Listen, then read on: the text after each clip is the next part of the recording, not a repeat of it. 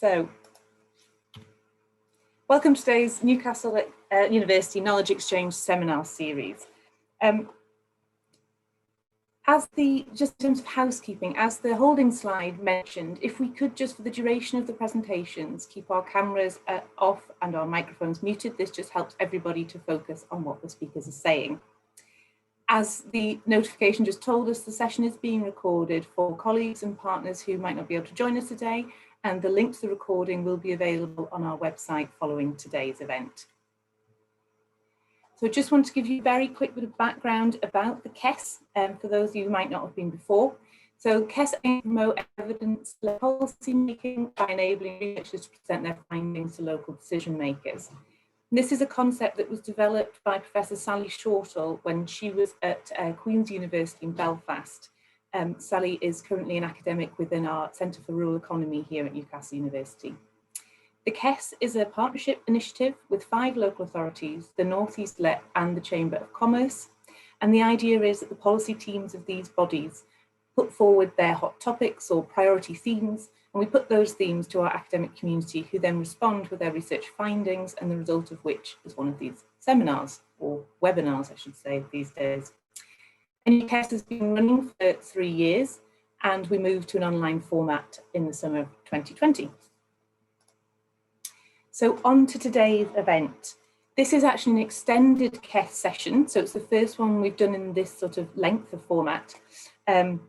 So we're doing this in partnership with the North East LEP and also academics from 3 different universities, as you'll see from the programme. So the title of today's session is Local Responses to Economic Shocks and Strategies for Economic Recovery and Resilience. Just to run through the programme, we were just having a quick chat with the speakers beforehand. And as I say, we haven't done one of this length before, so we're thinking maybe we'll work in a bit of a break because we recognise it's a long time for colleagues to sit looking at a screen. So start with myself. When I'm nearly finished, you'll be pleased to know I'm Andrea Henderson. I'll be passing over to Professor Andy Pike from Newcastle University. Then we'll be hearing from Professor Sally Weller from the University of South Australia. And then we're thinking after Sally's presentation, we might have a quick break and perhaps a moment for some questions for Andy and Sally to make that a bit more interactive for participants. And then we'll move on to Dr. Marianne Sensier from the University of Manchester. And finally, we'll hear from Richard Baker from the North East Local Enterprise Partnership. Throughout the session, if you have any questions for our speakers, please use the chat functionality to type in your questions, and we'll collate those together and we'll have a bit of a longer Q&A session at the end. But that's it from me. I hope you enjoyed today's session, and I shall hand over to Professor Andy Pike. Thanks a lot.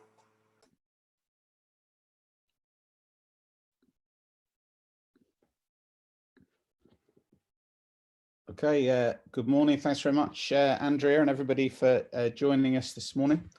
Locals will recognise this picture of the old Swan Hunter shipyard, circa 1995, and unfortunately we've been doing nigh on 30 years work of responding to local economic shocks of this kind, the closure of the shipyard after its demise for I think the 3rd or 4th time, I think, in the mid-1990s.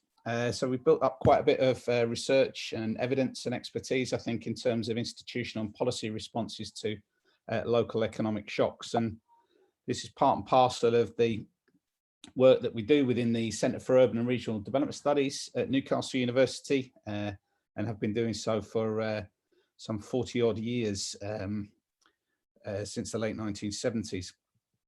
The work today I want to talk about briefly then is from a policy briefing we did for the What Works Centre for Local Economic Growth, which is the Economic and Social Research Council and UK government funded kind of policy body down at based at LSE and involving the Centre for Cities. And what they wanted to do was to pull together a kind of policy briefing amidst all the kind of tumultuous times of recent years around Brexit, the pandemic, and trying to pull together what we knew about responding to local economic shocks, particularly at the local level. So we pulled together our research to provide a policy briefing for that, and the link on that is below.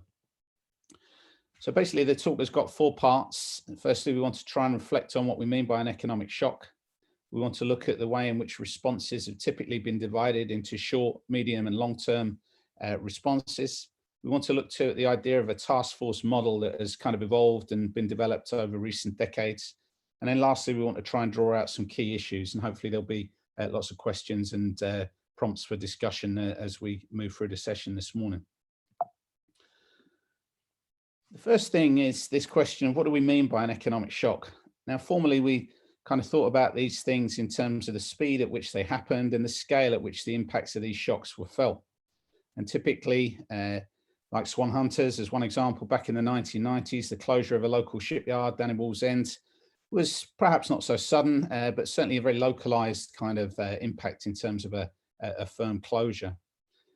We'd also as well looked at the other end of the scale where the whole question of climate change, of adverse national policy, for example, are perhaps slower burn kind of shocks that had a range of kind of impacts, perhaps working at a national and even international scale. We also as well perhaps have the kind of shocks that are fairly sudden and operate at higher levels of scales, technological disruptions, global financial crisis from 2008 and so on. But also as well, those kind of very localized kind of slow burn shocks too, in terms of local industry losing competitiveness over time, for example. But this framework and thinking has been rattled a bit by the kind of shocks that we've been experiencing in the last couple of years, which have been both sudden and slow, but also reaching across scales from the local right through to the global. And of course, in the UK context, I'm talking about Brexit and also the pandemic. Both of these shocks have had very punctuated kind of stop-start effects across the economy, national, regional and local, stretching across different scales. So this is kind of shaken up, I think, our thinking about how we understand and conceive of shocks in terms of formulating our policy and institutional responses. Now, of course, the typical reactions to a shock, we would kind of look at an indicator, say employment or output. We'd think that an economy over time was passing along a particular pathway, a shock would happen. It would be hit in terms of a loss of employment and output by the shock. But then crucially, there would be a whole series of different kind of pathways that the economy, the local economy might bounce back from, ranging from a very positive impact where a shock can knock an economy onto a more positive path in terms of employment and output, whether that be comparable to the previous pathway or even a stronger path. But also crucially as well, shocks can hit local economies and push them onto more negative pathways of future growth. So understanding the way in which perhaps policy and institutions can shape these different pathways is of course a fundamental task then for local economic policymakers. And of course, much of the responses that local policymakers have been able to achieve then tend to get split into three different timeframes: short-term, medium-term and longer-term responses. And they also tend to be focused around particular areas, the local economy, business, employees in the labour market, equipment, facilities and sites and supply chains. We haven't got time to talk through the detail of this table, it's in the policy briefing, but basically the short-term responses are really the firefighting responses. How can local policymakers try and minimise the negative impacts of particular shocks, specifically in the labour market? We've seen this in terms of employment and financial information and guidance, outplacement services, trying to stop people falling into unemployment and trying to make them undertake a seamless move through into other opportunities in the labour market. Over the medium term, of course, there are kind of other attempts that get brought into play, particularly in terms of perhaps trying to attract new investment to a local economy, supporting existing sectors, maybe trying to get existing supply chains that had lost business to diversify. Again, a range of medium-term measures. And then longer term, of course, raises bigger questions about the future direction of the economy and how institutions and policies can try and shape the different pathway that the local economy takes out of that shock. And again, this can often raise questions around adaptation, resilience, the kind of things that Sally and Marianne will be talking about in their talks in much more detail. Now, of course, we've had a whole range of different bodies at different scales trying to formalise their institutional and policy responses to shocks, whether this be from the European Globalisation Adjustment Fund, right through to some of the innovative approaches in the devolved administrations around the PACE initiative from the Scottish Government, and also the React and Proact initiatives in Wales. And there's some interesting ideas, I think, that I would refer people to that have been used in those initiatives. Now, of course, one of the key ways in which institutions and policymakers have tried to respond to economic shocks has been through the task force model, where you've had a kind of multi-agent selected membership brought together around a table, tried to develop strategy, coordinate and implement responses to shocks. Tend to be temporary and task limited in terms of dealing with a particular closure or a particular issue in a sector or a place. Tend to be non-statutory, so the issue of what powers they've got to work with is often in question. And they have a range of different focus in terms of employer and sectoral or territorial, and tend to be a kind of flexible and rapid response way of trying to deal with particular kinds of economic shocks. Now, of course, these dealt with the classic kind of economic shocks. How well they can deal with issues of Brexit and the pandemic, of course, are interesting things which I hope we'll have time to discuss. We've done a lot of work on task forces over the years. There's been a number of these, certainly from the Northeast and the UK from the 1980s onwards, tend to have a kind of employer-based, sectoral or area-based function. Again, there's more detail on these slides. We'll be circulating them after the event for you to peruse at your leisure. But again, they overlap with the kinds of medium, short-term and longer-term types of initiatives that we mentioned in that table earlier. We've had a whole host of these, almost a rash of them back in the late 1990s, employer, sectoral, area-based. Those working in the Northeast will remember, perhaps with some nostalgia, these famous employers, particularly in the manufacturing sector across the Northeast, that often triggered a task force as they were rationalised or even led to closure. Now, of course, these task force models, then we've done some assessment of these. They tend to be very helpful as responsive, even regenerative mechanisms for bringing policymakers around the table to address issues and concerns. They provide a focus, a mechanism to forge cooperation, coordination amongst policymakers, bringing resources together. Be quite adaptable, so a bit context sensitive, if you like, your place-based policy to try and respond to particular local challenges. Can be some innovation in terms of bringing people together to share ideas and experiences and test new ideas, experiment new ideas. And also you can get different kind of versions, multiple hybrid varieties of these kind of task forces that evolve over time. And some of them can transition then from being quite reactive to more proactive and developmental types of bodies, again, as they move through those policy stages from short-term to medium-term to longer-term types of initiatives. So we've had classic versions where you set up a task force to try and deal with a big closure. Siemens, Fujitsu back in the 1990s in the Northeast. Once the closure is dealt with, the workforce is supported, then they tend to dissolve. We've had a few that kind of moved from being employer-based task force then into area-based task forces then. So from the Pringle closure up in Berwick into a wider regeneration task force for the area. Similarly with the Onwar electronics factory closure in South Tyneside.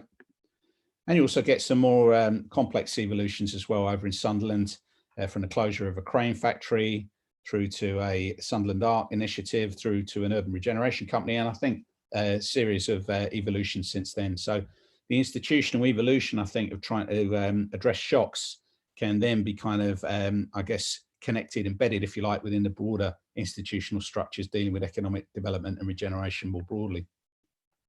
And you even get some really more complex pictures then around particular sectors in oil and gas, particularly on the Tyne and within the region and more broadly, trying to kind of consolidate and integrate across different institutional responses. So again, trying to deal with some of that fragmentation and duplication issue, I think, across the institutional map of trying to provide support and develop economic activities across the piece.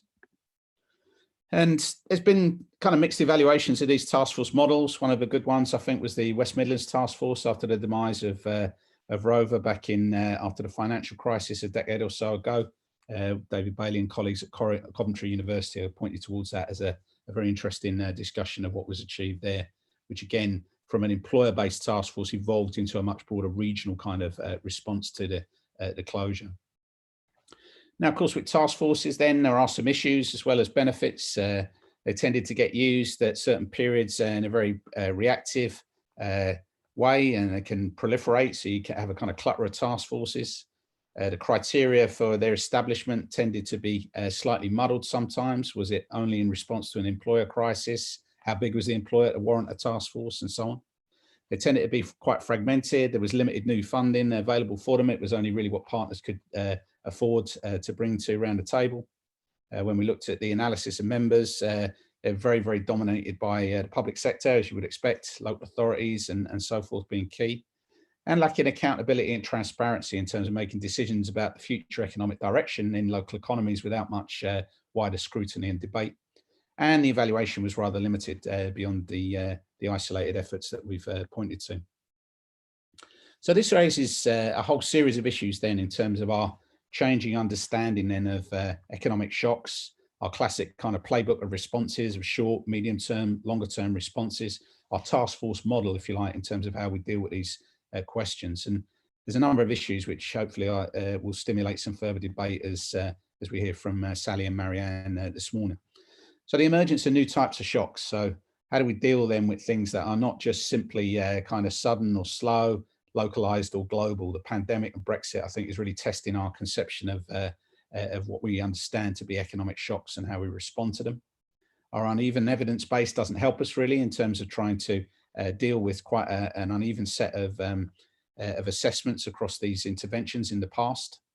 Also, we know little really about the counterfactual. What would have happened without these interventions? They might be under-evaluated, but perhaps they've helped make situations less worse than they would have been if there was no response.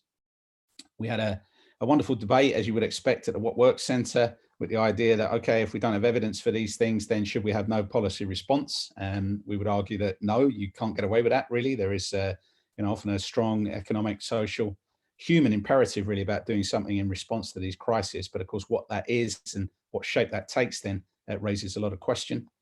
And then, of course, in terms of trying to really focus in on shorter term, direct and narrow outcomes versus longer term, indirect and wider outcomes then becomes a big issue then for evaluation. And folk will be familiar with the classic kind of evaluation issue that it's very easy to, or easier, shall I say, to deal with the broader base of the evaluation pyramid, where we can count inputs, we can count activities, we can even count outputs. These are easy to measure, shorter term, there's clear attribution in terms of what's going on. But the crucial things about outcomes and impacts are much more difficult to measure, longer term, many influences on there. So actually using a kind of structured evaluation framework to deal with the interventions for policy and institutional responses to economic shocks then raises a whole series of quite difficult issues.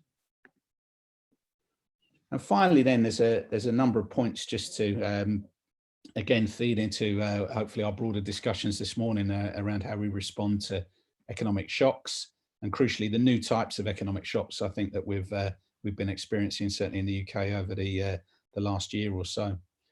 So the first one is this whole question then of economic resilience, and I know Marianne will be talking much more about this shortly, but how do we try and develop local economies and responses in institutional policy terms then that kind of encourage more adaptive capacity?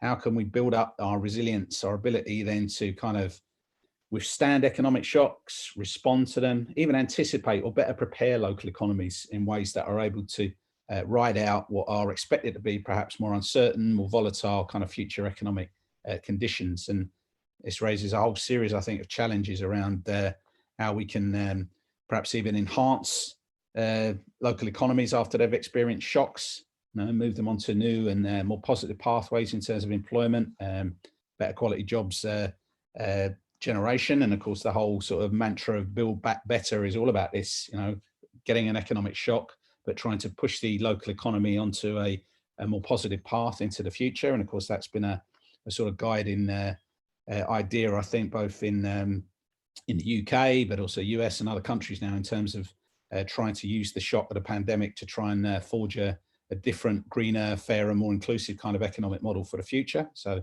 again, we'll be hearing about that, I'm sure, from Sally and Marianne this morning. I think as well, the second point is this issue about when to intervene. If we understand the economic change as being this evolutionary process, then, how do we kind of pick or identify or understand moments of intervention where we can try and shape these different pathways that are unfolding in local economies. And in a way, challenging some of the conventional economist thinking, which seems to be all about speeding up economic adjustment, whereas actually we would view that slowing down and trying to help economies and labour markets and other markets, for example, to actually adapt over time might be a more kind of useful way of thinking about the timing of our interventions. And part of that framework in terms of short, medium term and longer term responses, I think, was very much about articulating those ideas. Thirdly, as well, I think it's very important. We'd recognise, I'm sure there are enthusiasts, maybe skeptics as well, of place-based policy, but the idea that you can't do this from a national centralised top-down kind of system. There needs to be a measure of decentralisation of powers and resources to enable local actors to put together the mixes of policies that are tailored to particular local contexts and the opportunities, the potentials, if you like, for both responding to these economic shocks, but also putting together kind of viable and plausible programs then for economic adaptation and building adaptive capacity within local economies. I think the fourth one raises some really interesting questions, particularly given the nature of Brexit and the pandemic, about whether responses and the ability to deal with these economic shocks then become these kind of reactive, temporary, one-off kind of bodies, or more standing institutions, if you like, that actually kind of need to keep a watching brief, if you like, almost on economic change and the potential for disruptive economic change within a local economy, and have a ready kind of repertoire of policy responses to deal with it. And the last few points then, certainly the next one, the idea of how you kind of balance the firefighting, the short-term stuff with the broader strategy and broader kind of longer-term thinking. And again, we try to encourage that short, medium and longer-term thinking in working this through. And longer term, there are questions too about leadership, coordination and accountability. Often big decisions will be made in the around the table of a task force in terms of future investment and kind of responses to economic shocks. But again, that wider transparency, scrutiny, accountability of those kind of decisions perhaps hasn't been fantastic in past uses of task forces, and maybe needs to be better and more open in responses to the likes of Brexit and the pandemic into the future. And lastly, and a final point I'll finish on, is the idea of what kind of economic restructuring and for whom, because there are clearly substantive questions about the whole nature of what the local economy is about that are brought to the forefront when economic shocks hit. And certainly Brexit and the pandemic have raised these questions about how economic models might be tweaked, adapted, tuned in such a way that a fairer, more inclusive, more sustainable kind of pathway for economic growth in local economies might be more viable into the future. I look forward then to Sally and Marianne's presentations, and also the discussion then for the participants this morning. So thanks very much.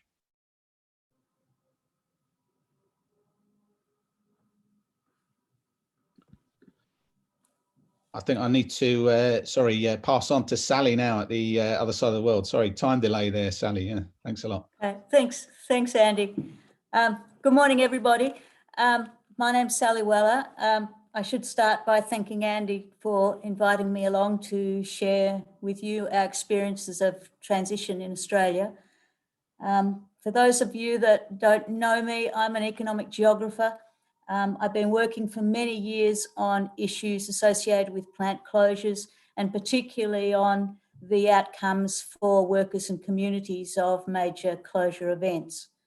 In the 1990s, I did a longitudinal study of people in the clothing and textile industries that lost their jobs when we changed our trade policy settings. In the 2000s, I did a 5-year study of workers who'd lost their jobs when Ansett Airlines collapsed.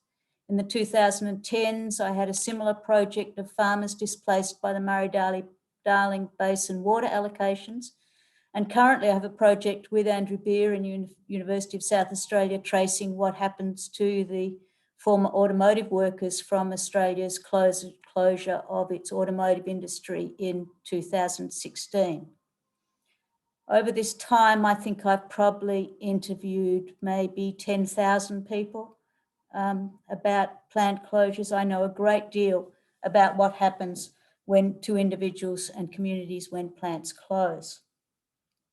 These skills are really highly relevant to the current challenge in Australia, which is closing coal-fired power stations. as we move towards zero carbon. For the last 10 years, I've been working on the process of change in Victoria's coal-dependent Latrobe Valley.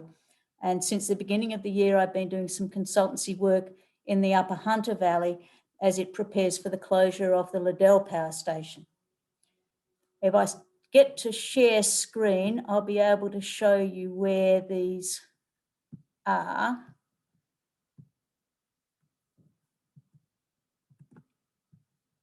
Are you seeing that screen now? Yes, we can, Sally. Okay, so you can see here is a tourist map of Australia. The yellow dot that just appeared is the Latrobe Valley, and the next yellow dot is the Hunter Valley. Latrobe is to the east of Melbourne, and it historically supplied all of Melbourne's electricity. The Hunter Valley is a black coal site that has power stations, but also exports a lot of coal out of the port of Newcastle, which is also marked there on the map. Before I tell you about these places, I need to fill you in a little bit about the differences of the Australian structure of government, which is more different to the UK system than people often realise. The first thing is that national government in Australia is very weak. It's only responsible for interstate and international matters and has to work with the states, which are Victoria, New South Wales, Queensland, on matters that are internal. The states have authority over internal matters, including energy policy and regional development policy, but they don't have a coherent approach amongst each other. Local government in Australia is very weak. It's not recognised in the Constitution, and it has very meagre funding. Most local services are provided by the state government administrations rather than by local government. And although we have Regional Development Australia committees, they're purely advisory and have no money and no decision-making ability. The other important thing is that we have a preferential and compulsory voting system, which means, too complex to explain here, but it really, in essence, means that in Australia, a Margaret Thatcher could never be elected. And it means that we have a system that tends to move toward the centre of politics. We have no regional development at the federal level, but instead we have a system of structural adjustment interventions, which are crisis-related interventions, which operate in practice as a de facto regional policy. What this structure means is that in Australia, governments at both state and federal level are obliged to deliver assistance to places that are experiencing dramatic social change or economic change. So let me go to the Latrobe Valley. Latrobe Valley, it has been a real site of tension right back since 2009. It's important in Australian politics for two reasons. First, because the privatisations in the 1990s left a costly legacy of intergenerational disadvantage and political mistrust. This place is the exemplar for the dangers of non-intervention at times of crisis. Second, its future has been central to national debates about climate action. When Australia was debating a climate tax back in 2009, the level of tax was always explained in terms of how quickly it would force the Latrobe Valley's power stations to close. So the impact of policy change on the Latrobe Valley became an issue of national interest.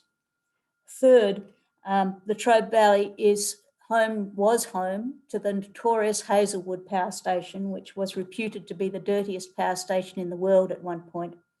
And it became, of course, the target of local climate activists, as the poster here indicates. For reasons too complex to explain here, in the time between 2009 and 2014, despite Latrobe Valley being discussed constantly, there was actually no action at all. No power stations closed and nothing changed at all. There was a task force set up to manage a change that was not happening. it was a little bit farcical, really.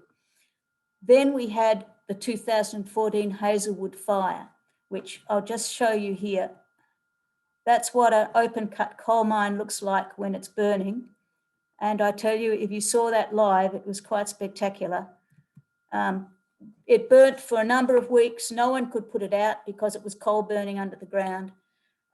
There were massive health impacts in the local communities, as you can imagine. The old people were actually evacuated until the smoke died down. Unsurprisingly, the next election, there was a massive protest voting for all sorts of strange political parties and voting against the government, which prompted them almost immediately to take action. One of the things that they found about the fire was that the company that ran Hazelwood, which was the French multinational Engie, had simply ignored all of the fire regulations. There was nothing in place to stop the thing burning. Victorian government made some regulatory changes that basically forced Hazelwood out of business because it was requiring safety and upgrades that would have been too costly. The government also set up a new governance authority called the Latrobe Valley Authority, which was established with as a completely autonomous unit with a direct line to the Premier, answerable to the Premier, and with a budget of $226 million to fix the Latrobe Valley. They spent that money over the period 2016 to 2020. I won't go into the long list of things they did, but some of it was worker adjustment, some of it was economic stimulus, some of it was infrastructure, and a lot of it was community facilities upgrades and things that were attempting to rebuild the trust with the community. The important thing about the outcome is that there was no additional major new economic activity opened up as a result of all this effort. Still, there's been no new long-term employment created in the valley, and some continuing dissatisfactions because a lot of the money spent on things like highway upgrades, the companies that got the contracts brought in workers externally, and there were still local workers that still had no work. So the Liddell Power Station in the Hunter Valley is due to close in 2023. Very similar sort of size of and significance of the station as the Latrobe Valley. There are a lot of comparisons being made between the two, so the stories are very much linked already. Although nothing has happened in the Hunter Valley yet, the same as in that 5-year period in Latrobe Valley, there was a very strong populist vote last election that almost unseated a very safe Labor member. And since then, he's become much more moderate and much more vocal about supporting the coal workers and the transition of the coal workers. There's a state by-election this week, right at a point where decisions are being made about the future of Liddell. So the decisions are again going to be in a political context. There is massive contestation in the local area about what a just transition might look like in the Upper Hunter. So we were engaged in 2020, me and colleagues at University SA, to develop some ideas for the Muswellbrook City Council, which is where the Liddell Power Station is located, on targets and measures for a best practice mine and power station closure, based basically on our previous work in the other closures that I mentioned before. In that report, we identified 5 domains for action: managing closures, redeploying the labour force, rebuilding the local economy, maintaining social cohesion, and collaborative governance. The difference with our approach compared to the many other lists like this you've seen is that we decided early on to make our targets quite ambitious. And the reason for that is because the experience in the Latrobe Valley, where there was a discourse in the newspapers that was saying, well, the coal workers just have to learn how to suck up having poorly paid, insecure jobs like everyone else has got. And it gave a very negative message. So the message we wanted to give was that we can build things well if we do it right. So the target for managing closure was to make it a positive experience. There's a lot of practice at that in Australia. You might have seen in the newspapers when the Holden factory in South Australia closed, they put the workers on a bus, took them to the Adelaide Oval, where there was a rock concert with Jimmy Barnes singing Working Class Man. Everybody speaks of that as the best day they ever had, and it was the day they lost their jobs. Redeploying the labour force, our target was everyone finds a job of comparable pay and status. So we're not telling people you have to accept a diminished life. Rebuilding the economy, we will create as many good jobs as have been lost. Maintaining social cohesion, we had a number of things, but an example is no child will be disadvantaged. If you think that through, what would you have to do to ensure no child would be disadvantaged? And then collaborative governance, we talked a lot about the task force models that Andy was talking about, which of course have limited applicability in the Australian context, where the idea of local economy is not quite as accepted as it is in the UK. So we made up these targets and measures, and we worked out how we would measure performance, and we decided on some benchmarks. The report was pretty well received, not just locally, but also across New South Wales. So they asked us again this year to do a second report.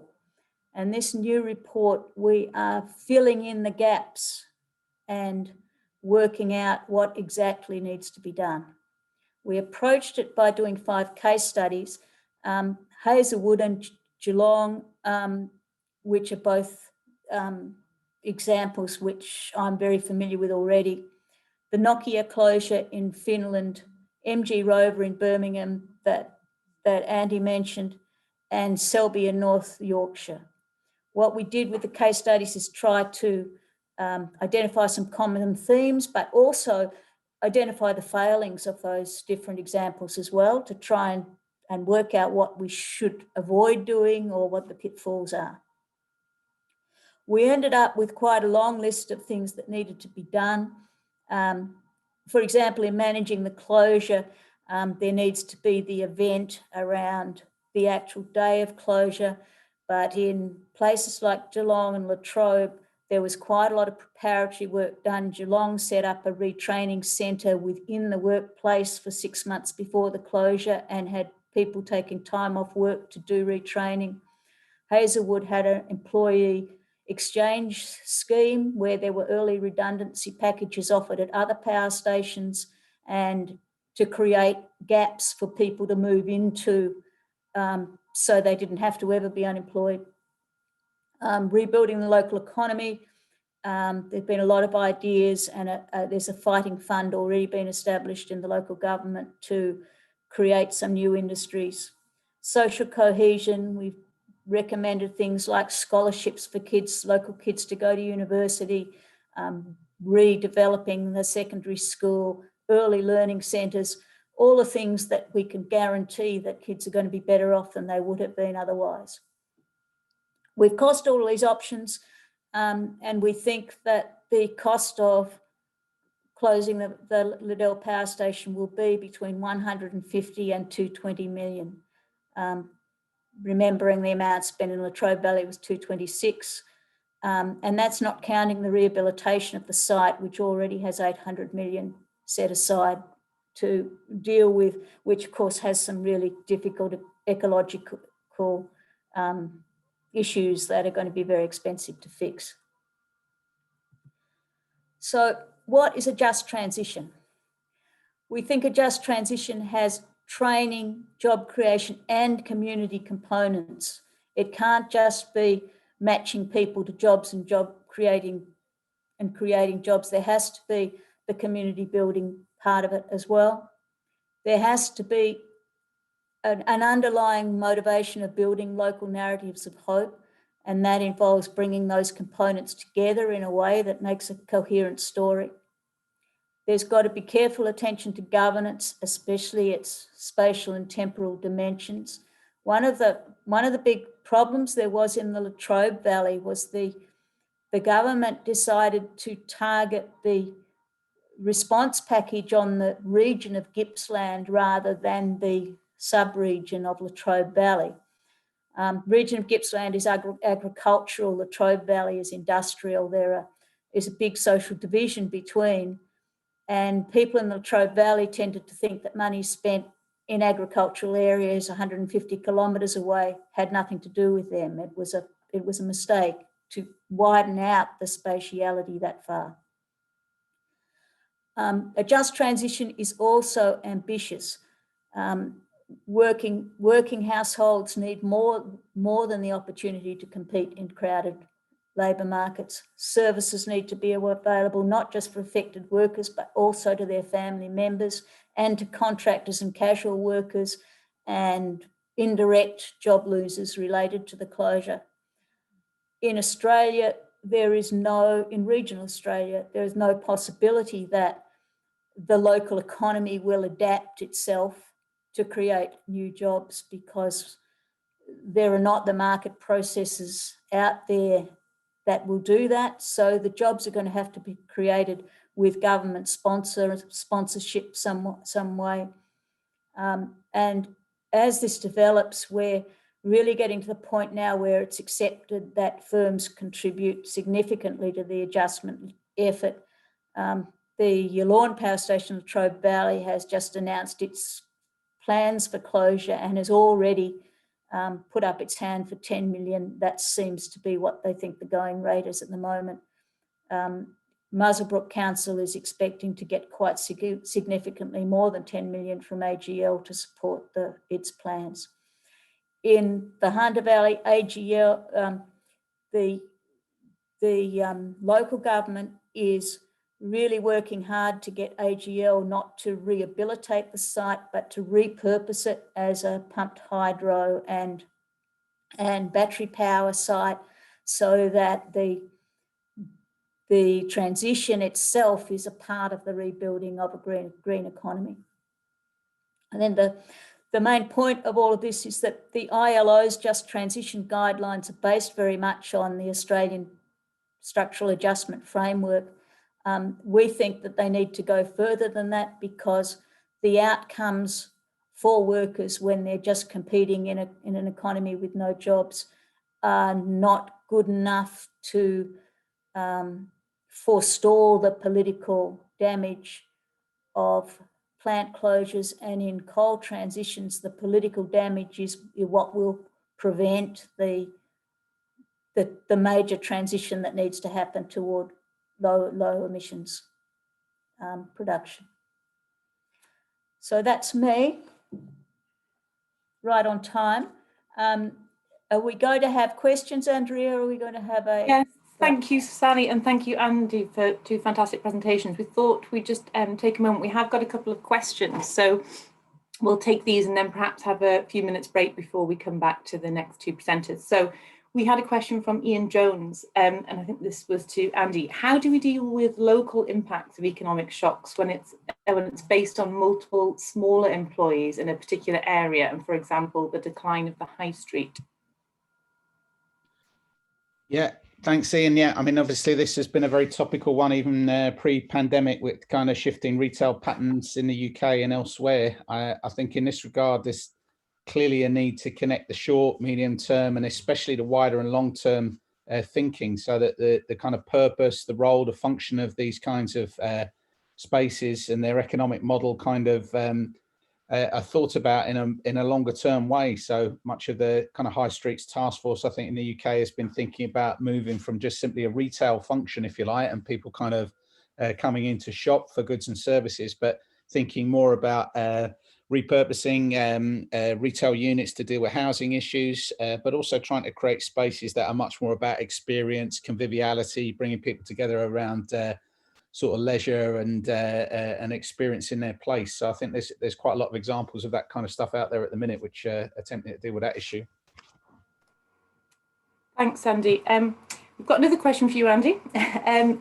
Glenn Martin has asked, can you talk a little bit more about building adaptive capacity versus short-term measures and how this fits with the government's approach to local support? Yeah, I mean, this is where I think Sally's presentation really sort of rams this home. I think the big issue is about research and intelligence analysis capacity. So really knowing the local economy, having the capacity to pick up on the kind of weak signals, to be able to develop these short-term responses, but also the kind of medium and term, longer term horizon scanning, so that you can try and better understand the future potential disruptions and opportunities. And I think this capacity, I think, has been lost, particularly in many parts of England in the sort of post-2010 period.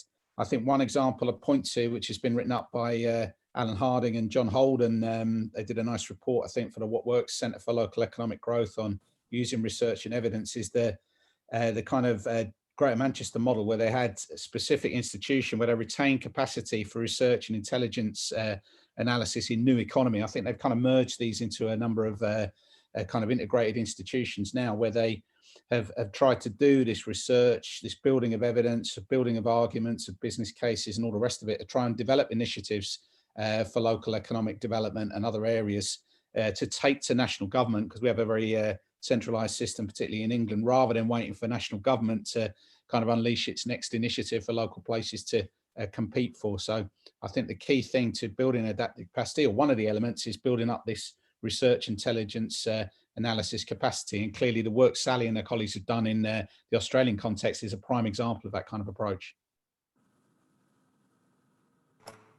Thanks, Andy. We've got a question from Eduardo to both panelists. So what do you see as the main challenge or challenges for local responses to current economic shocks? For example, in responding to and enabling local recovery from the current COVID-related shock, or also mitigating or overcoming the negative impact from climate change on local communities, economies and communities. What would you identify as potential remedies or solutions to help see off these challenges? Well, here in Melbourne, we don't have COVID. No case for 64 days. So we saw it off because they locked us up for 7 months last year. But it did work. The economy at the moment is booming, I should add, because now everything's opened up. Without the 500,000 travellers in Melbourne, the local kids are getting jobs. Things are looking very rosy here. But in general, for the reasons I explained, the idea of the local instigating is very problematic in the Australian context, because there's just not enough capacity here. And the major employers in nearly every regional town, the major employers are owned and controlled overseas. We're branch plant economy, and it really reduces the opportunity to be able to influence what they do, even tie them down to information about when they plan to close. And a number of the policies the federal government's been having lately is just to try and lock things in so we know and don't have major closures with very short notice, which has been a big problem from time to time. Just having that degree of cooperation would be a really good start. Yeah, I mean, I agree with that. I mean, obviously, national governments have dealt with COVID in very different ways. UK has had its own particular set of responses. I think in response to the question is a very good one. I think is obviously trying to connect short, medium, longer term thinking and trying to aim to build this kind of adaptive capacity and resilience to disruptive change. If the uncertainty, volatility, these kind of shocks and different kinds of shocks are going to be more of what the future brings, and having a vision. I think if you sort of get beyond the slogan of building back better. I think the ambition, as Sally, very wonderfully described there, of having an ambitious vision about what the local economy is about. If it needs to be fairer, more inclusive, more sustainable, but of course, moving beyond having that vision is translating it then into concrete policies. And I think you're starting to see a little bit of this. I mean, the US, the battles over the big infrastructure stimulus in the US with Biden's administration is very interesting, because they're widening the definition of infrastructure from just bridges and roads towards economic and social infrastructure. So that's got a big social care and childcare component to that stimulus, which again is much more about making concrete then this ambition for a fairer, more inclusive, more sustainable kind of version of economic recovery and resilience. And I think that's very interesting in terms of thinking, but also in the UK context, English context in particular, is this decentralisation of power and resources then to be able to better tailor responses to economic shocks of various kinds. We still have this incredibly centralised system that has actually got more centralised kind of post-Brexit and well, still in the midst of the pandemic, but hopefully post-pandemic. But the centralisation has become even more marked in terms of this agenda that we're hearing about at the moment around levelling up. So that's a problem, I think, longer term. Thanks, Andy and Sally, both of you great. I think maybe if we just take 5 minutes to have a break. There's obviously been a lot of listening, so if you'd like to come back, we're on 9:52. So if we make it 9:58, just before 10 o'clock, if we come back and grab a coffee, stretch your legs, and we'll see you in 5 minutes.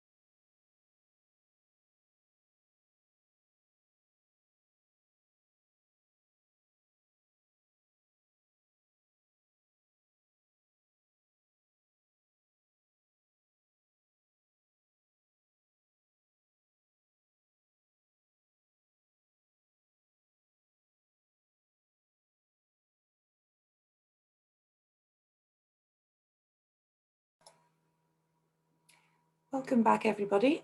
Hopefully everyone's returned. I think Marianne is ready. Has got her slides teed up, so I shall pass over to Dr. Marianne Sensier from University of Manchester. Thanks, Marianne. Great, thank you, Andrea. So please stop me if you can't hear me. I think I'm not on mute. Right, so the title of my talk is Levelling Up Regional Resilience, Policy Responses to COVID-19. And I think this is working.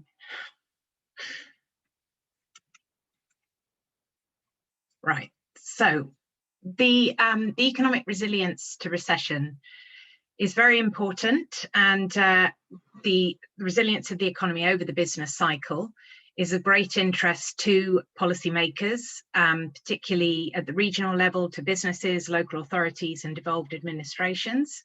And we need to understand the effect of recessions on the local area so they can apply measures to mitigate the impact of the economic downturn and aid in recovery. So what is economic resilience? Well, it's the ability of a local economy to withstand or recover from an economic shock, which could be a global event like the current pandemic or the 2008 financial crisis, a national event like the UK house price crash of the early 90s, or a local event like closing of a factory. And what we do in this paper is we investigate the economic resilience of UK regions in the run-up to the 2008 financial crisis, during and afterwards. And we analyse the resistance, recovery and renewal of output, employment and productivity data over the time period from 1998 to 2018, when the last data is available from the Office for National Statistics.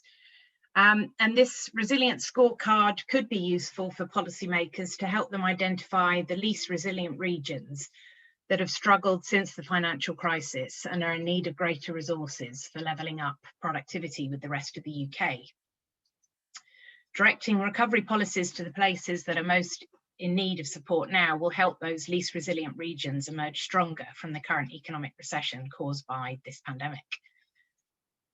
So we looked to the economic literature and Ron Martin's paper from 2012 in the Journal of Economic Geography, where he defines 4 dimensions of economic resilience to describe how a regional economy responds to shocks. So the first one is the resistance and sensitivity of the region compared to the nation during the recession, the speed and extent of recovery from the recession, has the region gone structural reorientation, and the degree of renewal a region will undergo following the shock and the extent in which it renews its growth path. So we calculate turning points in the business cycle of each of our 3 variables, and this is how our analysis differs from Ron Martin's work, in that we allow each of our variables to follow different business cycles. We individually date peaks and troughs, which are the maximum and minimum points respectively. And we use a dating algorithm from the Harding and Pagan paper from 2008, coded in Stata, and that we have 2 phases of our business cycle, where we have the expansion phase, which is ended by a peak, and this is followed by a recession, and that is ended by a trough and then goes back into an expansion phase. So we're allowing a window of about 3 years around the national recession dates for our regional recessions. And we allow the possibility of a double dip recession, where a slight increase is followed by a lower trough. So the data that we're looking at is real output that the Office for National Statistics released in 2017. This is gross value added and available, as I said before, for that time period, 98 to 2018. The productivity jobs are the number of employees, the self-employed, Her Majesty's Forces and government-supported trainees. And then to create this measure for real productivity, we divide the real output measure by jobs. And we use these to quantify our regional resilience. So in terms of resistance, we actually, this presentation covers a number of studies. So we do a study where we look at the 12 big regions across the UK and then 40 smaller sub-regions. And for resistance, we're looking in each case at the regional loss divided by the national loss. And this value is from the Martin paper, where if beta is greater than 1, the region has lost more than the nation, so the region is less resistant. If it's less than 1, the region has lost less than the nation, and the region is more resistant. So to essentially quantify this in our scorecard, we ask 4 questions of our 3 variables. So in total, we have 12 points in our scorecard.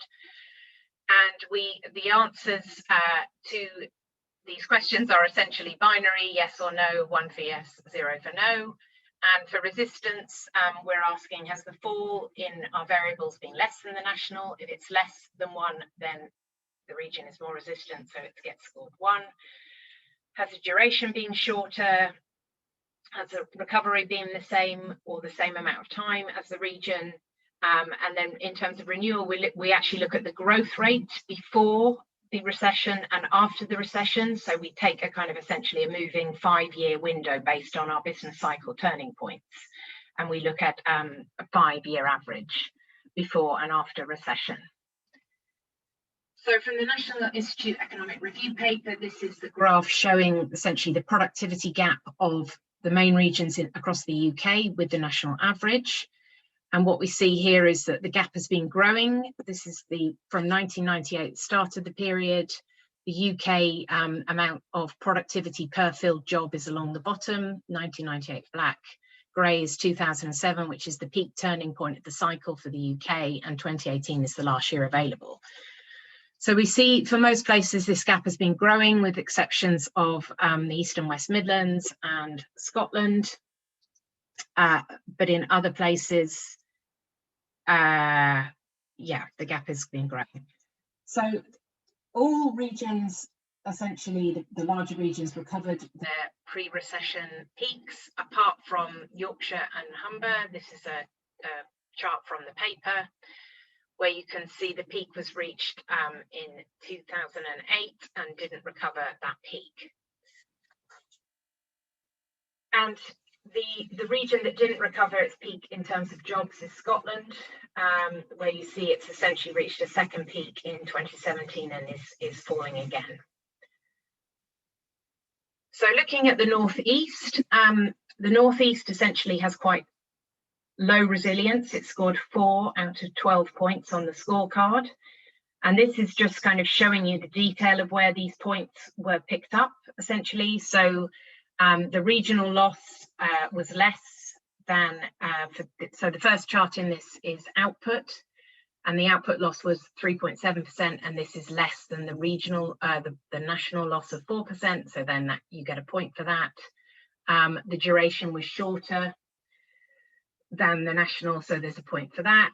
And then the middle chart is for employment, and that's only just recovers towards the end of the period. No points are scored in that. And for productivity, there's a couple of points in that there was a kind of a smaller fall in the productivity recession, and it recovered quite quickly in 2011. So those are the points for each of the main regions. I won't go through all the results because I've just put them here so you can look at them later. And the NUTS2 results are shown in this map, where the resilience here goes from 1 to 10, doesn't quite reach 12. Where essentially we find the southeast regions and the Bristol City region are the most resilient. Here's a chart for Bristol City region, where we see most variables recover quite quickly. And then we show some the charts for the northeast. So the 2 sub-regions that I look at are Tees Valley and Durham, which has medium resilience. And just checking my notes for these.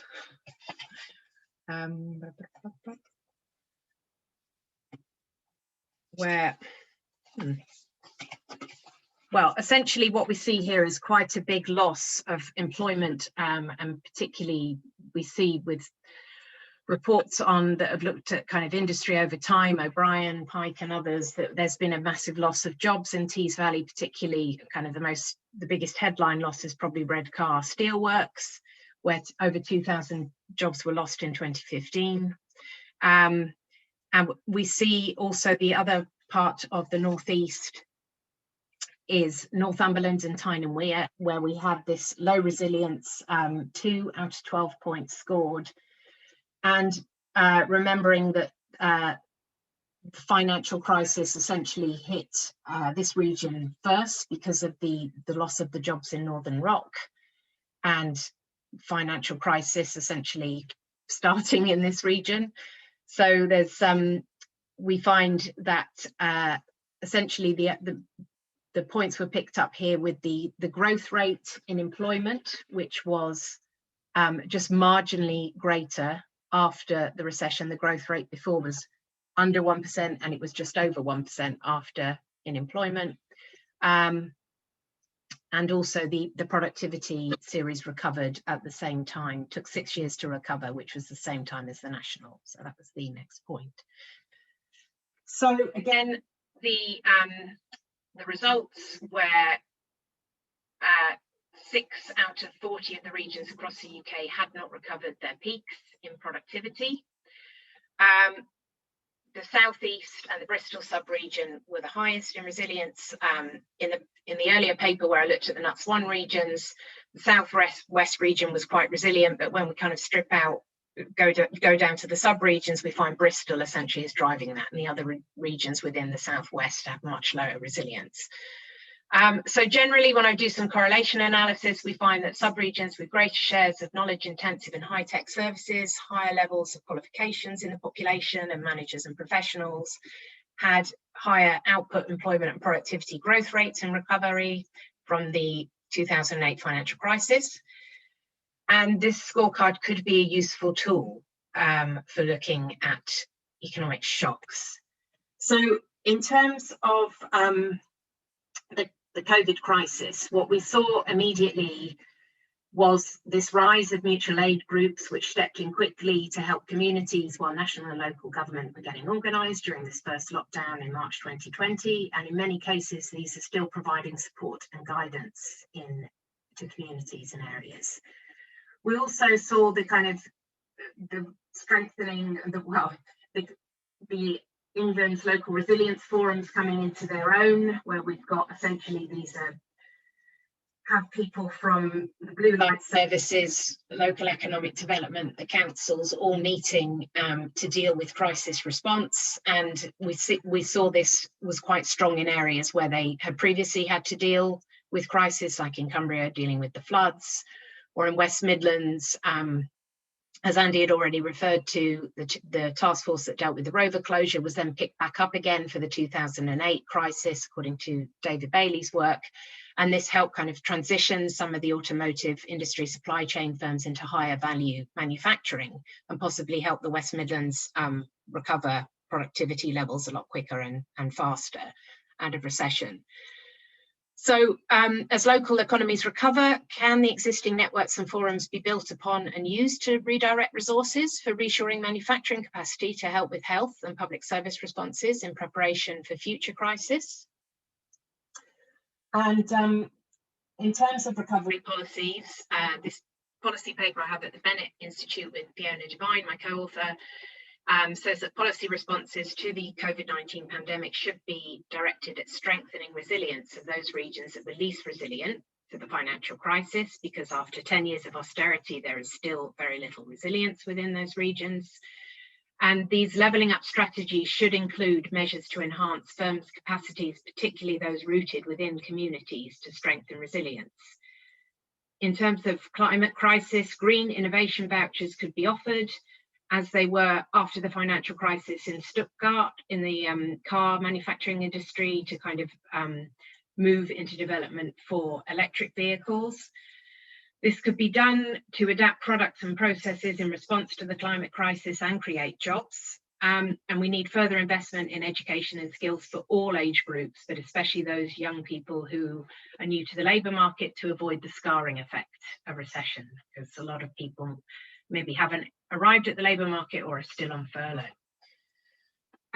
In terms of building community resilience, policies which essentially are working from the ground up, the kind of headline area which probably most people have heard about is Preston's community wealth building, where a number of local anchor institutions, University Housing Association, hospital, were encouraged to pay the real living wage and procure more goods and services locally.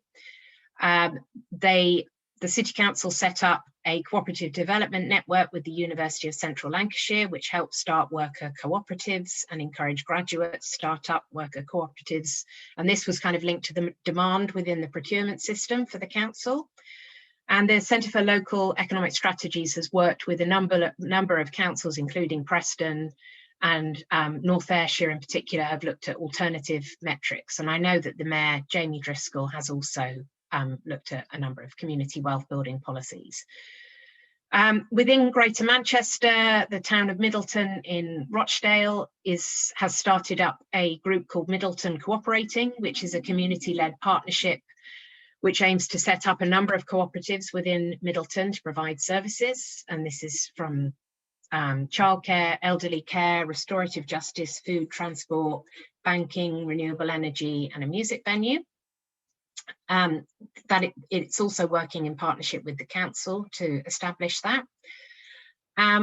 So that, you know, there are a number of alternatives to the market-driven state-led approaches, community responses, for example, work from the Foundational Economy Collective, and also some recent work from on attachment economics from Jessica Prendergrast, and the Onion Collective, which is an interesting example in Watchet in in Somerset, where they've effectively worked with a London-based biotech startup to co-create the first community-centered biomanufacturing plant, turning local waste into carbon-negative products to sell to the construction sector.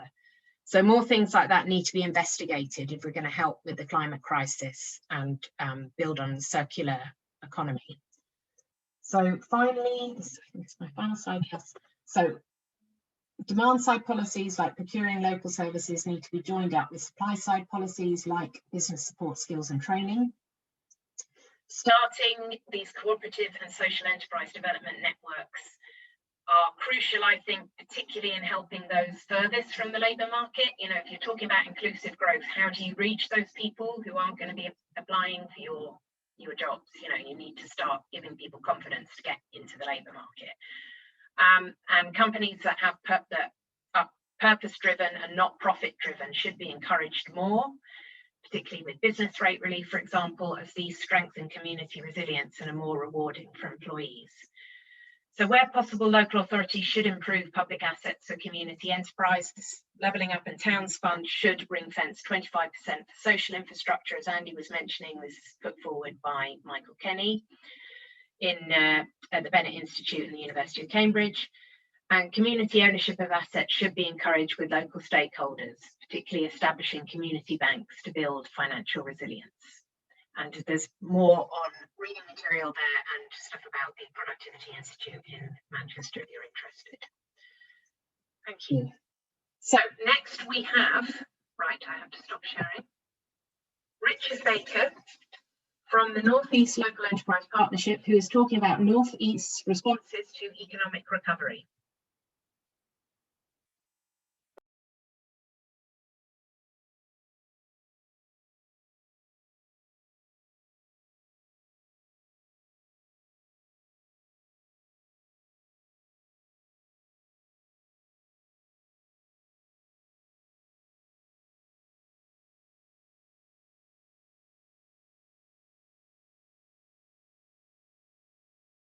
Richard, I think you're muted. Oh, okay. Sorry. Hello. Can you hear my slides and can you see my slides and hear me now? Yeah, Sorry about. Yeah. Hi. Firstly, just thank you for the invitation to take part in the session. Very happy to be involved. We do a lot of work across the Northeast with our universities to help build and develop the evidence base and to discuss issues with the academy. I think knowledge exchange is really important. So I was very keen to support this particular discussion. What I'm going to do really is give you just a few slides about the response to COVID-19 in the Northeast, where we worked with partners across the region to respond to the pandemic, and then pull out a few sort of reflections which I hope will help some discussion for the academy about, you know, how to respond to some of the issues we see. And I think you'll see some sort of common thoughts to the opening presentation from Andy about some of the issues I think I identify through this response. So just to introduce myself, I'm Richard Baker. I'm Strategy and Policy Director at the North East LEP, and I'm responsible for our sort of main regional strategies and also have a small evidence analysis team in my team. So let me just take you through the slides. If I can make this work. So first slide, really, I just wanted to say a little bit about the initial timeline and our region's response to that timeline. Clearly, this was a very fast-moving pandemic at the beginning, and you can see in there the sort of events that took place at the UK level in terms of the government declaring, you know, the level of threat to public health from COVID-19, and then a sort of series of actions happening in mid-March in response to that. We were obviously talking in the region about how we should organise ourselves in response to that set of events, and you can see that at the LEP board on March the 19th, the board agreed, and for those that don't know, the LEP board is a triple helix structure, really. It's got 7 local authority leaders, 9 business leaders, and representation from our universities and colleges and from the third sector, agreed to create the North East COVID-19 Economic Response Group. So that was sort of facilitated by the LEP, but bringing together the 2 combined authorities, the CBI representing the wider network of business organisations and with a network behind it, if you like, and then the 4 North East universities represented by Jane from Newcastle and Robinson. So you know, that was when we put the COVID response group together, and it's the work of that group that I'm really going to focus on. And what we did in responding to and organising ourselves is to identify 5 key work streams supported by communications and stakeholder management. So there were 4 which were very much about the immediate response. You know, some of the issues Andy was talking about right at the beginning about, you know, making sure that we were supporting business, we were supporting people in the labour market who were obviously being put under great pressure. There was a work stream which was problem solving. It was about innovation, really. You know, there were a whole series of things going on at that time about, you know, how we deliver flows of ventilators and PPE. But there were also a whole series of local challenges in the health service and beyond. So we created a work stream which was about problem solving and, you know, bringing the North East's assets into play both nationally and regionally. And then a really important piece, we wanted to make sure that we used all of the networks that we had through the CBI's networks, through the Mayoral Combined Authority, the LEP network, to coordinate an economic voice for the region and make sure that you know, the circumstances here and the proposals that we were bringing forward were heard in a coordinated way. And then we had a 5th work stream, which was really about planning for recovery, which brought together you know, the combined authorities and myself, just looking at a longer term recovery plan. And I've put a few bullets there at the bottom about, you know, what we were really focusing on. You know, firstly, the multi-level coordination issue that Andy was speaking to earlier, about leadership, about coordination within the region, but also including with government, and, you know, specific examples of some of those things that we worked on. You know, clearly this was quite a centralised response in the UK, lots of investment into the business base to support businesses to survive the lockdown, the furlough scheme, and so on and so forth. So local authorities and the Growth Hub network were positioned as key points of engagement with business for both information and for distributing those resources. So we needed to coordinate that, and we needed to design and put into place systems for communication. But we also wanted to make sure that the distinctive circumstances of the North East were identified as we went through that. So we bent some of our own resources and created a fund for supporting particular projects that were relevant to the region, which weren't being covered by the national programs. So a couple that people might be interested in. You know, one of the groups that appeared to be missing out from some of the national funding streams were social enterprises. So we created a crowdfunding scheme which invested, in the end, £470,000 into 120 social enterprises and safeguarded 433 jobs through that process. A second one, which I think was quite unique to us, is that we identified that life sciences businesses, that we have a number in the Northeast which are highly innovative, were struggling to engage with the NHS about their intellectual property. So we created effectively a furlough fund, a patent protection scheme, where we were able to tide those businesses through, you know, as the NHS was much more focused obviously on the short-term response until they were able to engage with that. So, you know, identifying through intelligence particular issues for the region which we were able to respond with, coordinated in with the national programs. We really wanted to provide confidence and support and information. I've talked a bit about that already.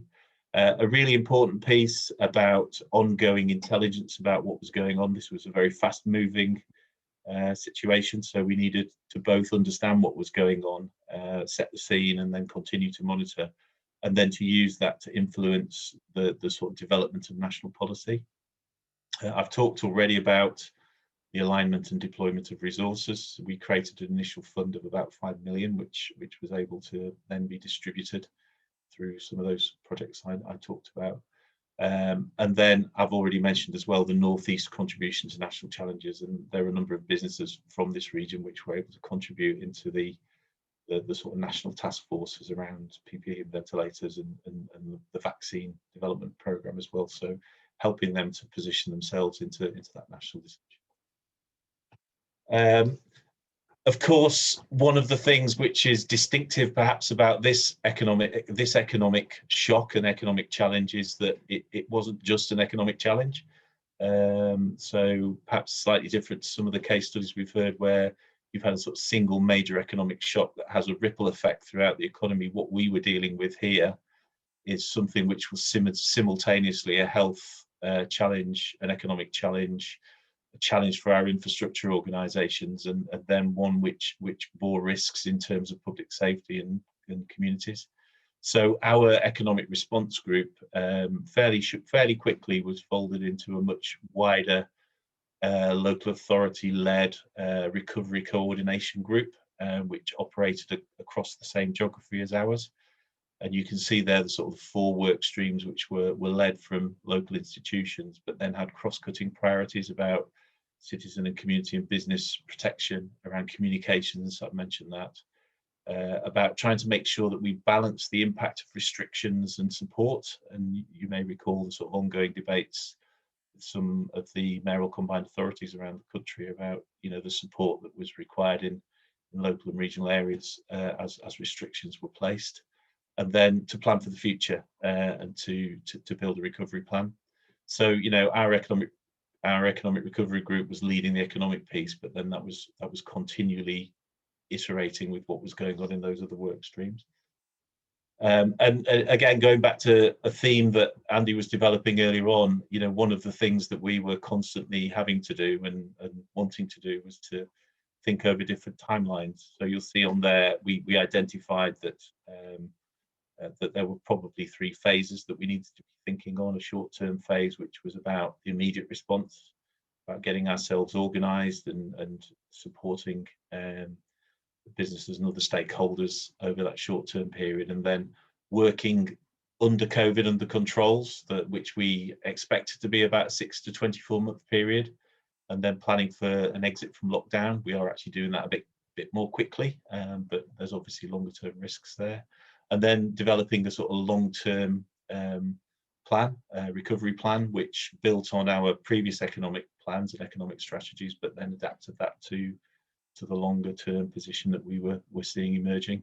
And of course, you know, throughout that process, you're thinking about, well, what are we going to do in the short term, and then how might that play into the longer term? So, for example, one of the things that government announced quite quickly was the Getting Building Fund, and you'll see in the later slides we wanted very much to pivot the economy to a greener and healthier economy. So we use the Getting Building Fund. We bid into the Getting Building Fund for a number of regeneration projects in local communities, but also for some green energy projects, which would enable us to sort of align to that longer term objective that we set for ourselves. So, you know, short, medium, long term thinking, but iteration between them as we go through.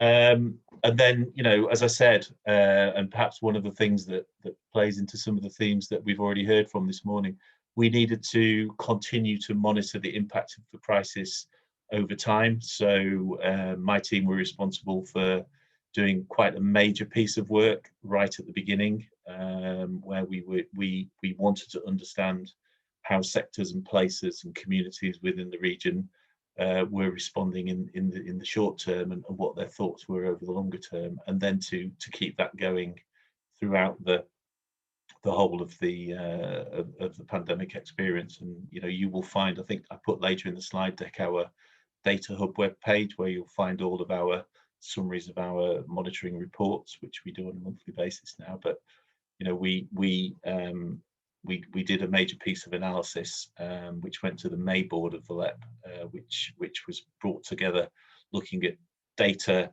intelligence, because, you know, I'll come on to this in a minute. One of the things that we experienced was the disruption to the data and the evidence base, but then importantly, intelligence from sectors and communities and local authorities about what was going on. And you can just see some of the data and the intelligence on that slide about, you know, some of the things that have happened in the region. You know, we've seen, you know, significant sectors coming to a halt. We've seen some growth. Our life sciences and pharmaceuticals and digital sector have grown significantly through the pandemic, which is an opportunity. But on the other hand, you've seen a massive reduction in footfall in the personal services, tourism, hospitality sectors have obviously really been hit. This is information you'll all be aware of. As Pete was saying earlier, a real issue for us in certain groups within the communities in the labour market, particularly younger people. And then, you know, at various points, 24% of the workforce was furloughed at its peak, and at the end of March, we still had over 100,000 workers in the region in furlough. So, you know, how that plays out is a really important issue for us to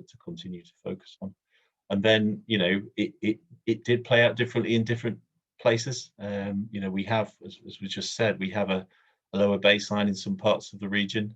We have a diverse economy where some areas are more focused on particular sectors, and sectoral effects had an impact on place.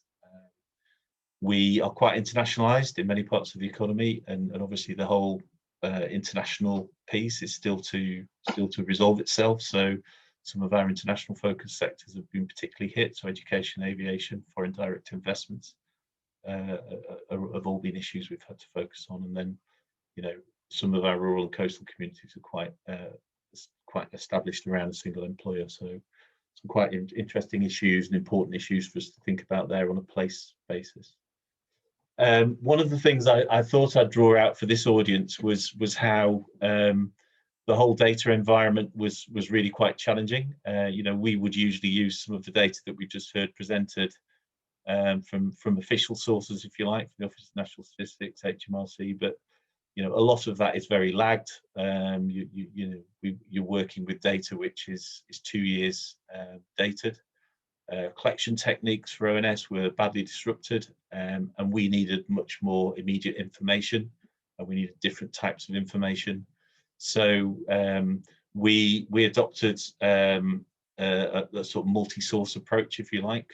ONS have innovated quite a lot using faster data sets and surveys, which have been quite useful, very useful, and there were other sources made available from government departments.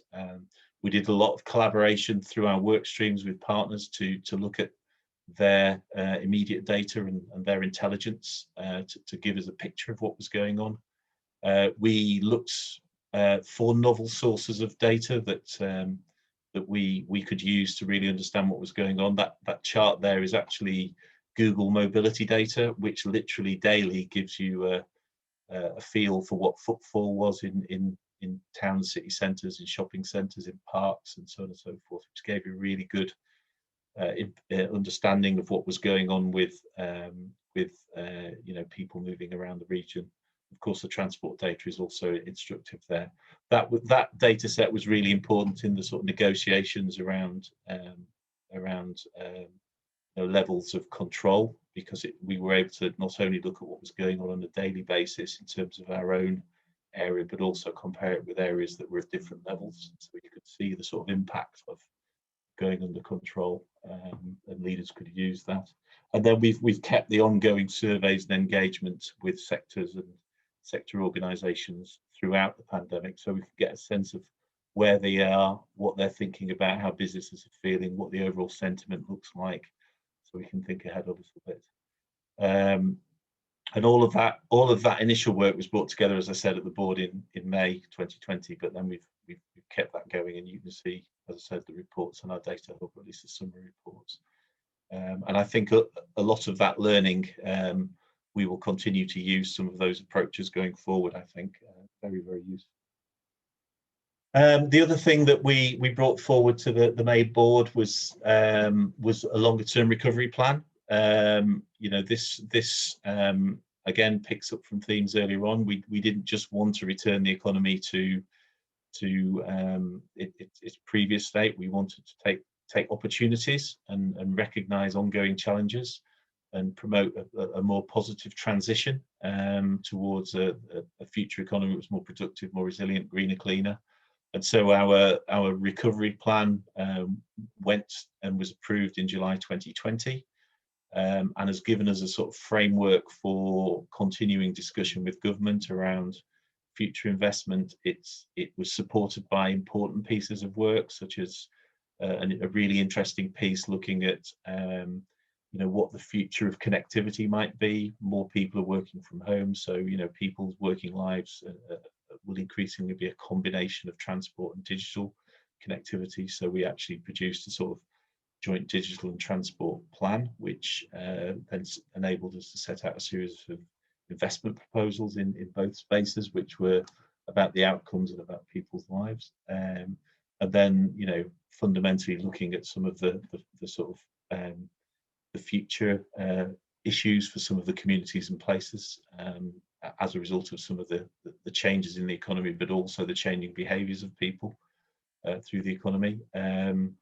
And you know, also trying to think about some of these other issues that I think are still unclear. So you know, what will the future international economy look like? What are the short-term opportunities around home shoring, north shoring supply chains? You know, how can we take advantage of the not only the low carbon and the environmental industries we have in the region, but also, you know, some of those pharmaceutical and life sciences industries that have done very well and have contributed to the national effort. So, you know, the plan sort of looks at interventions in each of those areas. And that just gives you a little bit more detail about, you know, some of the proposals in the plan around capital investment, you know, clean growth investment, the inclusive economy, connectivity, rural innovation, place-based funding programs to support places to adapt, business support, and so on and so forth. So, you know, that's what our longer term thinking realised. So I just thought I'd draw this together and finish off my 20 minutes with just a few reflections, going back to where we started with Andy's presentation, and about, you know, what does this sort of economic shock mean, and what sort of things might the academy and researchers want to be thinking about from my perspective. You know, this was a fast moving shock. It was impacting across all parts of economy, society and services. So there was, you know, clear issues around coordination, not only within the region, but across scales and sectors. I think one of the things which was really interesting is about how the roles and relationships of organisations, both in economic development and more broadly, were redefined and changing in real time. And, you know, thinking sort of Team Northeast and working together across organisational boundaries was really important and continues to be. I think this whole point I've described to you around challenges in monitoring and data, and the innovation that's going on in the sort of data environment is really exciting. Off the back of that, the 11 LEPs in the north of England, the Northern Powerhouse LEPs, have come together to look at that whole space, and I'm leading a project for the MP11 with colleagues in Leeds and Manchester to perhaps come forward with a strategy around that, which we can do together. This point about thinking and planning simultaneously over different timelines is absolutely the case, and trying to think about where you want to go in the long term and then doing the right things in the short term was very much in our minds as we were doing all of this. And then you know, the long-term and interacting effects from the short-term response. I think there's been significant innovation in digital business models, which is a huge opportunity, but will have an impact on transport, future roles, places, home working, and I don't think that is yet clear, the outcome of all of that, and it will work differently in different sectors and places, of course. So lots of interesting things to continue to think about. There are some areas where there's considerable uncertainty, which, you know, internationalisation. We've been working over the last few months on a new trade and export strategy with the Department for International Trade, and that needs to sit within a broader view of what the international economy will look like. And, you know, Andy's talked about EU exit as well, which I agree with. And then, you know, as I said, the economic effects of the move to home-based working will be many and will spread across the economy and society. So more to do on that. I think there will be some significant challenges for the North East that we will have in mind as we move forward in the labour market to re-stimulate and rebuild some of our sectors, and to rethink the role of some of our places. And of course, there is the possibility that's a live discussion at the moment of ongoing risks and outbreaks and continuing controls moving backwards into some of the lockdown situations. So we need to keep monitoring that and responding between health and the economy. But then there are opportunities, and I'd probably finish on a sort of positive note. We have seen growth in some of those key higher productivity sectors that we called out in our strategic economic plan. So life sciences, digitals, pharmaceuticals, advanced manufacturing. So it is an opportunity to bring forward some of those long-standing propositions and accelerate them. You'll see in the press today a proposal for a significant early diagnostics centre, which we've been working on, which I think is, you know, is of great interest. There is in the population in general an accelerated interest in a more greener recovery, so that gives us an opportunity to speak to that and to bring forward proposals in offshore energy, home energy efficiency, and so on and so forth. And then, you know, the whole concept of the whole idea around home shoring supply chains and value chains is an opportunity for the region given the nature of our economy. So we're doing work on that as well. So, you know, just some reflections which I hope help the conversation, and I'll stop there and be very happy to take any comments or questions. Things very much, Richard, and thanks, Marianne, also, and to all of our speakers. Fantastic to see the academic research and some of those implementation strategies as well around recovery. So just looking in the chat, we do have a while back, Danny put a question in, and I'm not sure whether it's specifically for anyone, but anyone would like to sort of chip in. So in the UK context, I wonder whether local areas are more likely to invest in economic development capacity if they feel central government are willing to work with them. Greater Manchester was certainly very forward-thinking in setting up a combined authority by AGMA in 2009, but over the last decade, many in central government have seen investing in Manchester as a proxy for the North. So Manchester can invest in capacity with more confidence that they will have something to deliver. For example, a series of devolution deals. But for example, if Knotsod and Derby were to invest in similar, they may find central government still prefer a sectoral approach and minimal devolution. So it's a bit of a statement, but would anyone like to comment on Danny's question?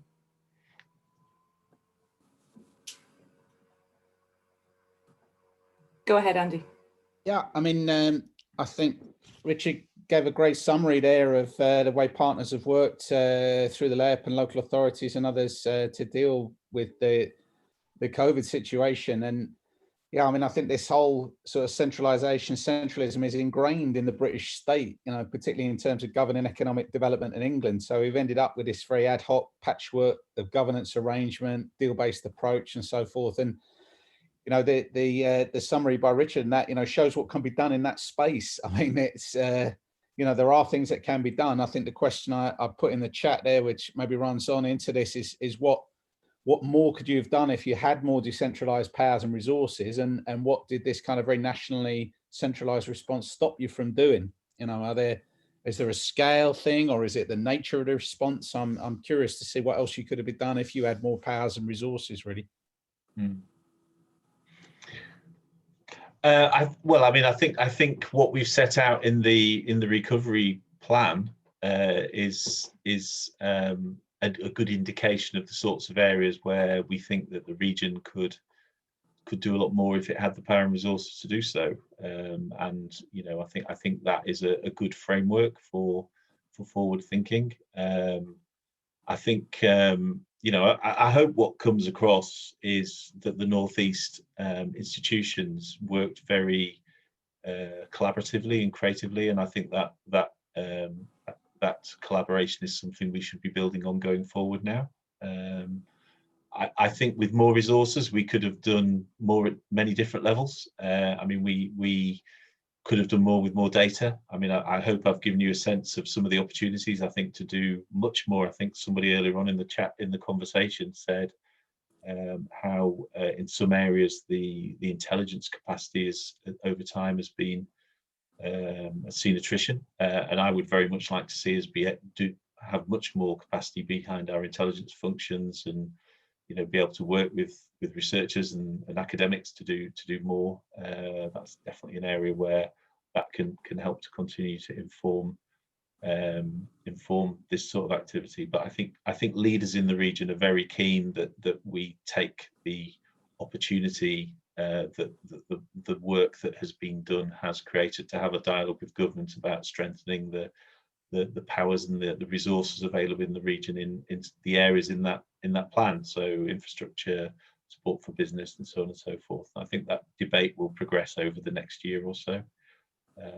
But you know, I think in the circumstances we were in, I think we had very good coordination both within the region and between ourselves and government in terms of intelligence and information sharing. Richard, Would say for Manchester, I mean, it's had collaboration between the boroughs of Greater Manchester for a number of years, and they all contributed towards the kind of the research facility that was New Economy, and then they produced the Manchester Independent Economic Review in 2009. So they had this solid evidence base to work on and to barter with government, and kind of have always been ahead of the curve, you know, in terms of city deals and, you know, getting resources in, bidding for stuff. And essentially New Economy then transitioned into the combined authority, and we've had the Independent Prosperity Review, and they were one of the first with their local industrial strategies, which are now, oh yes, you can still look at them, a minister said the other day, but yeah, they spent a lot of money on that. They should still be working on it. So, I mean, what we found in some other research is Greater Manchester, well, Manchester Centre has had phenomenal growth, particularly phenomenal kind of employment growth, hasn't had the same kind of productivity growth. So this points to possibly a large increase in low wage employment in the centre. And that kind of growth hasn't really spread out to peripheral places. I mean, the economic model has been, let's get the connectivity right, let's ferry people into the centre for jobs. But you then don't see this prosperity trickling out to the outside areas. You've got peripheral towns whose high streets are falling into disrepair, and the inclusive growth just isn't spreading out. So, I mean, that's why I talked about some alternatives at the end of my presentation. You know, a lot of community-led approaches seem to be working. I mean, in Preston, it was kicked off because they didn't get a big John Lewis retail development after the financial crisis, and that's what made them start thinking about doing something differently.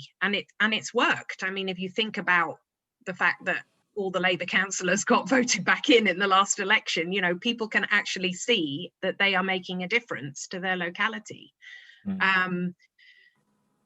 So yeah, I mean, it's and I think in terms of all these kind of bidding for pots of money, it's very wasteful. I'm actually based in West Cumbria, and you know, there's barely any capacity in the councils for any economic development. It's supposed to be going on in the LEP, but the LEP is very small, and you know, how do you have this capacity in areas that really have got nothing, hardly any way to bid for funds? I mean, I suppose you then create your umbrella body like the NP11, they're going across all the different LEPs across the region. But I think all this bidding is very wasteful. and it will essentially probably leave the poorer areas further behind. Quick take. Thanks, Marianne. We do have a couple more questions in the chat, but Danny Dickens has actually asked if he could come into the discussion. So Danny, do you want to comment? Yeah, just for 10 seconds, thank you. There was an observation I put in there about capacity, which has been very well answered by everyone else and articulated by Andy there in terms of the question around what people could have done with more powers and resources. Just to a sort of further observation is, Marianne mentioned something in her presentation about the 25% of UK SPF for social infrastructure. What will be really interesting is how prescriptive it is from central government about exactly what smaller pots of money have to be spent on versus some of those bottom-up approaches she outlined as well. So really good presentations, and thank you. So we have a question in the chat from Georgiana, which says, I'm wondering if Richard could comment on how the LEP has sought to support the build cooperatives and the kind of economic model advanced in Preston. I mean, the way we have a business growth program, which is within our business growth team, which is the main source of our advice and support for the sort of whole range of businesses within the region, and that has within it both a sort of a platform for supporting all businesses, and we're increasingly working on issues and focus areas within particular sectors and particular types of businesses. So just running through things that we have published in the last year or so, we've published a sort of regional energy strategy which looks at the whole energy agenda, and we've published a life sciences strategy, and I think this goes back to something Marianne was saying earlier on, when I very much agreed with, there was a bullet point you had on, I think, your penultimate slide, where you talked about issues to do with resilience in the economy and the need to focus on better jobs and increasing the sort of higher productivity sectors within the region. And that's very much in our mind when we call out areas like pharmaceuticals and professional services and advanced manufacturing in our SEP. We're doing a lot of work on that. But as I also said, we're really interested in supporting place-based activity. We have a number of sort of place-based interventions within the work that we do, both directly through work we do at the LEP, and then also supporting local authorities with particular investments. So you will see in for example, the rural programme, the rural development programme that is funded and resourced through resources that we've identified, but is led by Northumberland County Council, a whole programme that is about trying to build capacity in our rural communities. And the northeast is very distinctive, going back to your comments, Marianne, from Manchester, in that it has a core city and a city economy, it has an urban economy, but it also has three very largely rural areas, particularly Northumberland, Durham, but also in parts of Gateshead and the wider rural fringe. So we do quite a lot of work, supporting economic development at community level in those areas. And then, as I said earlier on, one of the things that came out really clearly from the evidence that we were assembling through the COVID response was the need to do something with our social enterprise community, and we borrowed actually the crowdfunding model from the Solent LEP, who'd done that work on the South Coast to try to find a way to create investment into some of the social enterprise communities, and I gave you the data of the number of businesses and jobs that were supported through that crowdfunding mechanism. So I'd like to think that we've got to sort of focus on where the big longer term productivity and growth drivers are in our set, but we're also very place-based in the way we try to think. There's clearly a lot more to do, And within the business growth program, going back to that, there is a focus on social enterprises and community enterprises, and support going into those communities through some of the programs I've talked about. It's good to hear. I listened to an interesting presentation this week by Donna Edwards, who is based in the Greater Manchester Growth Hub, but works for the Made Smarter programme, which has now been going since 2018, and has been going quite well, essentially going into manufacturers and helping them to kind of transition their digital processes, get machines speaking to each other and stop using paper and clipboards, and get graduates into the companies and start putting in, better improved methods to improve productivity. And it's going to be rolling out now across the North East, Yorkshire and the West Midlands. Which is really good, but I kind of feel a bit annoyed because I remember, 10 years ago, the Manufacturing Advisory Service, which essentially used to do exactly that, and then they stopped it, and then they've just brought in a pilot for the Northwest, and oh yes, it is working. But I think a lot more of that needs to be done, a lot more digital, and embracing the kind of cooperative sector. They already kind of do a lot of stuff online, digital cooperatives.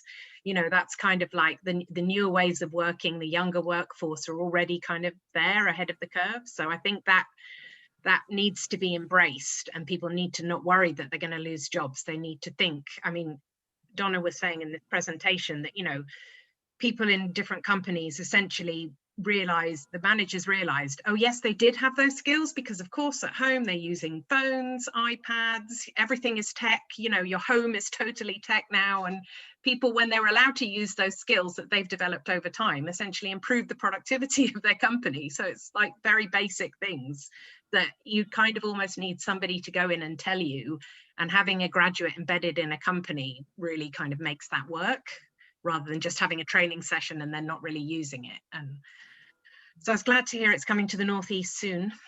But yes, we've aspired to have a Made Smarter program for a long time. There's been, we were actually in the original conversation, and I was hoping that there'd be 2 pilots, one in the Northeast and one in the Northwest, precisely because they're different economies. And as a researcher, I always think you need to have comparators and counterfactuals and so on and so forth. So it didn't seem quite right to me that we just had one in the Northwest. But anyway, that decision was taken. But our proposal sat on the table for a couple of years and is now being funded, which is great. We'll build a programme jointly with the Tees Valley for this year, hoping that we'll be able to extend it next year. Thanks both.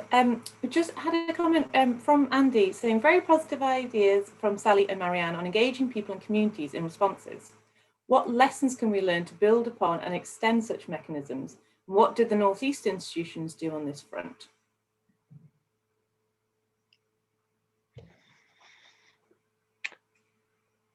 Well, I think the example of the crowdfunding for social enterprises was a good one. I mean, was that your LEP put that out, Richard, or you said that was Solent LEP? But it was, one of the advantages of being in a network of similar bodies is you can identify good ideas and steal them. Okay. And so, yes, I think it was, I'm trying to remember exactly which LEP it was. It was definitely one of the Southern LEPs had come up with this concept, which we thought was a good idea. We'd identified the same issue. And so we borrowed the idea, worked with the crowdfunding body, and we put. So how do you market something like that? Sorry? How do you market something like that? How do you we market it. I mean, this is the advantage of having a collaboration of the nature that it did, is that we have our own tool. We have the Business Growth Hub. We have a very strong communications program. I think I'm right in saying we've got the highest sort of Twitter following of any LEP. I know our head of communications is always trying to keep in that position at least, but we also have the network through the local authorities and through business, and having the sort of the collaborative COVID response group enabled us to reach out through different routes. As I said, we had 128 social organisations bid into that, and what we did is we put up a pot and people could crowdfund against it. So there was a community participation element of it as well. I mean, more generally, as I said, I mean, one of the big challenges that I think all organisations like ours faced going through COVID was the disruption of the data environment. So, I think in that very first report I mentioned, where we were trying to understand what was happening and what people were feeling, we talked to 28 different sectors. We actually had a team which went out. There were people within our networks of institutions that were whose jobs effectively were put on hold. So we redeployed them as my research team and got them talking to sector organisations, and were able to sort of understand what was going on in as many sectors as possible, and certainly being able to work through Voluntary Organisations Network Northeast to reach out to the social community was part of that approach. Sally, I wonder if there's any sort of reflections from your experience in Australia of those community sort of interventions.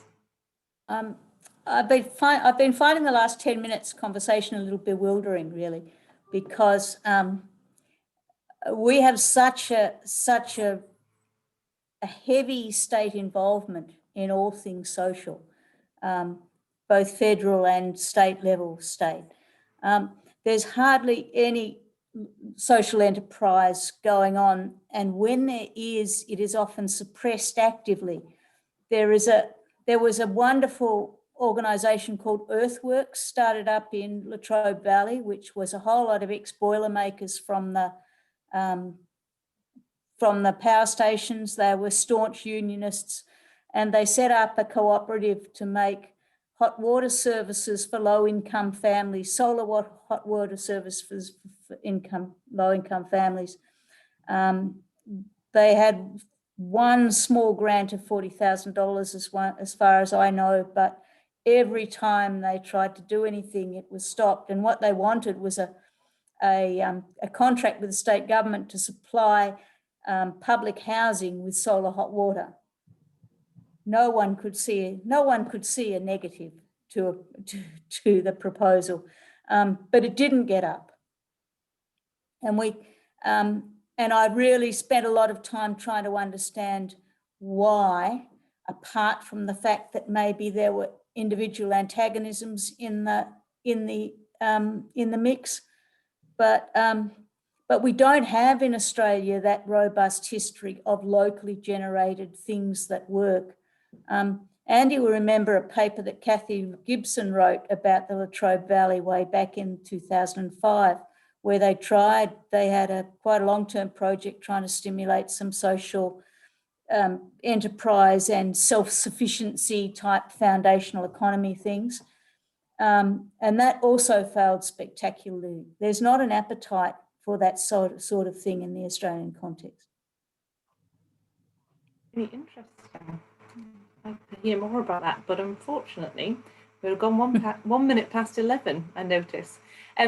Thank you to all of our speakers. It's been fantastic, really insightful. I know a few participants have had to leave due to other meetings, but all have commented very positively in the chat. So just to sort of wrap up, Holly-Ann has put in the chat a link to an evaluation, a short evaluation, I must stress, about the session, and we'd really be grateful if colleagues could fill it in. And also we'll be sending out the recording to everyone who's joined us today and all of our speakers, and we'll also be putting it onto our website, and we'll be doing some tweets as well once that recording's ready. Just want to say a huge thank you for joining us from all over the world, and really hope you're able to join us at the next KESS seminar session. Thanks very much, everybody. Thank you. Right.